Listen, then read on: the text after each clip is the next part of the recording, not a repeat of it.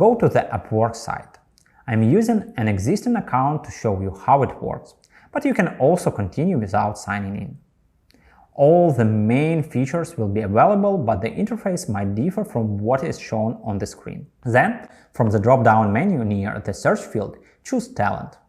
Near that, add keywords such as the name of service, technology, tool, or other keywords you would like to encourage clients to use to find you as a specialist. For example, let's type graphic design. After getting the results, you might see that Upwork doesn't show the number of performers for your request, but it can be hundreds of pages from different freelancers around the world.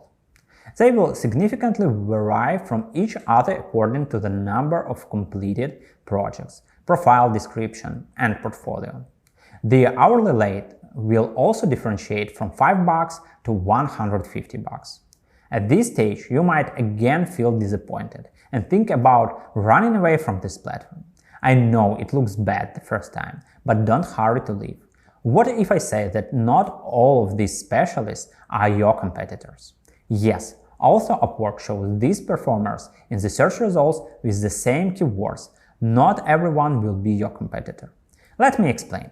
First of all, not all customers would like to work at the lowest rates. Some of them wouldn't even look at offers from freelancers with an hourly rate of less than $25, because such a price is not compatible with quality work for them. Secondly, you should understand that choosing the right freelancer is a huge stress for their client, or, as in the case of urgent deadlines, even a financial risk. To cut down on these factors, customers would prefer executors with a similar mentality and time zone, as well as a good level of English or certain other languages. Now you might be interested in how to identify people with whom you rival above all else. My answer is short. Just use the talent catalog filters. Let's see how they can help you. First of all, add the location filter. Type your exact location here and you'll see how your results change. I will type Ukraine to show you how it might look. Instead of a huge variety of specialists from around the world, only Ukrainians are shown. Next, if you work as an independent freelancer, select the freelancers option in the talent type filter. After that, add additional skills that fit you exactly. For example, graphic designers might have a variety of different competencies, and you don't necessarily need to specialize in all of them at the same time to work in this area. Finally, use an hourly rate filter and unselect a few of the lowest and highest.